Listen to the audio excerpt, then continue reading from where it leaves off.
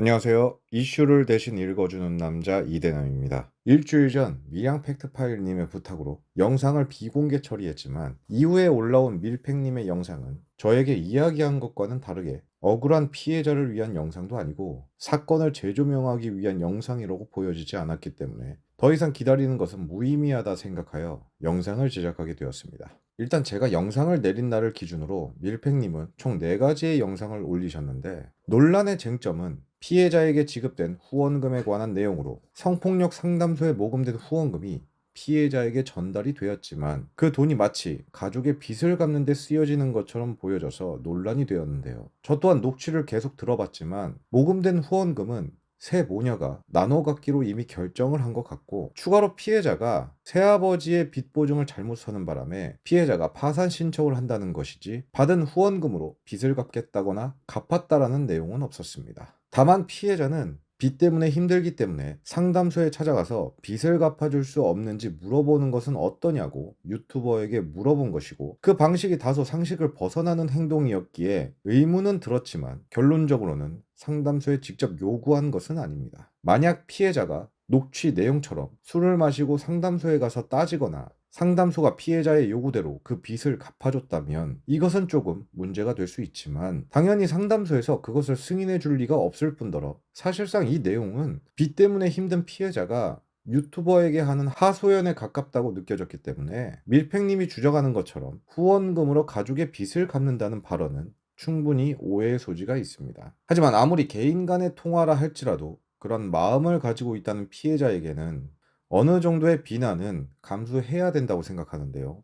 솔직히 피해자님이 이미 받은 후원금으로 빚을 갚던 아니면 쇼핑을 하던 그 일이 불법적인 것만 아니라면 그 돈을 어떻게 쓰시던 본인이 편안하고 행복하다면 그게 무슨 문제가 되겠습니까? 하지만 상담소에서 빚을 갚아주면 좋겠다고 하는 그 생각은 엄밀히 말하면 피해자의 욕심이고 그렇게 후원금에 의지를 한다면 스스로 자립할 의지도 없어질 뿐더러 멀리 봤을 땐 피해자님에게도 결코 좋지는 않을 것입니다. 후원금은 말 그대로 피해자님이 살아가는데 작은 도움을 드리는 것일 뿐 의지를 하게 되면 결국 피해자님은 돈 때문에 무너지지 않을까 싶은데요. 가장 이상적인 모습은 상담소에서 계속 도움을 받되 스스로 일어서는 법을 배우는 것이라고 생각하며 후원금에 대한 제 생각은 딱 여기까지입니다. 그리고 사실 제가 상담소 직원이나 책임자도 아니고 피해자님에게 조언을 할 자격조차 없지만 그냥 피해자님보다 세상을 조금 더 오래 산 사람으로서 하는 잔소리 정도로 생각해 주시면 좋을 것 같은데요. 하지만 진짜 문제는 지금부터인데 바로 억울한 피해자들에 관한 이야기입니다. 일단 이 영상이 올라가고 추후에 기존에 비공개했던 영상도 다시 올릴 예정이지만 억울한 피해자가 있을 가능성 저는 충분히 있다고 보여집니다. 이 부분은 다음에 올라갈 영상에 자세한 설명이 있는데 가세연의 인터뷰를 했던 B씨의 경우는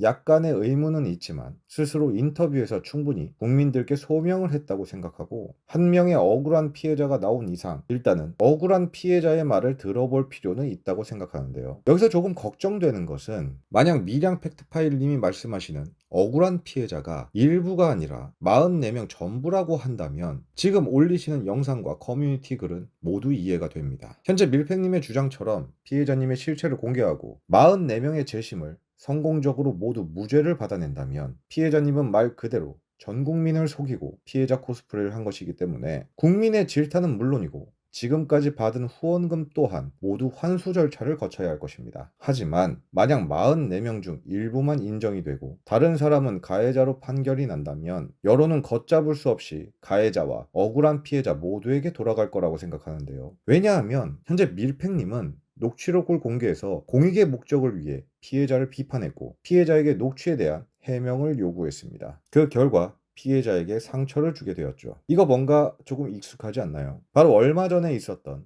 찌양 사건과 비슷한 상황입니다. 찌양이 피해 녹취록을 공개하기 전까지 가세현은 찌양에게 끊임없이 해명 요구를 했고 여론 또한 찌양을 좋지 않은 시선으로 보았는데요. 하지만 찌양이 정말 피해자였다고 판명되는 순간 여론은 무섭게 가세현을 비난했고 현재 가세현은 고소를 당한 상태이며 콘크리트 구독자라고 칭하는 구독자 또한 상당수가 빠져나가게 되었습니다. 그리고 그 비난은 여전히 이어지고 있는 상황이죠. 제가 굳이 이 이야기를 하는 이유는 20년 전 밀양 사건을 압도적인 증거와 근거로 완벽하게 뒤집지 못하고 일부 인원에 대해서만 무죄를 얻어낸다면 쯔양 사건처럼 과거에 피해를 입고 힘들어했던 피해자가 시간이 지난 지금까지도 가해자와 유튜버들에게 괴롭힘을 당했다고 언론이며 여론이 들고 일어날 가능성이 있기 때문에 자칫 힘들게 재심으로 무죄를 받은 피해자들에게까지 피해가 갈 수 있다고 생각을 했습니다. 그렇기 때문에 결과가 나오기 전까진 보다 조심스럽고 신중한 태도가 필요하다는 말씀을 드리고 싶었는데요. 저는 가해자에 대한 걱정은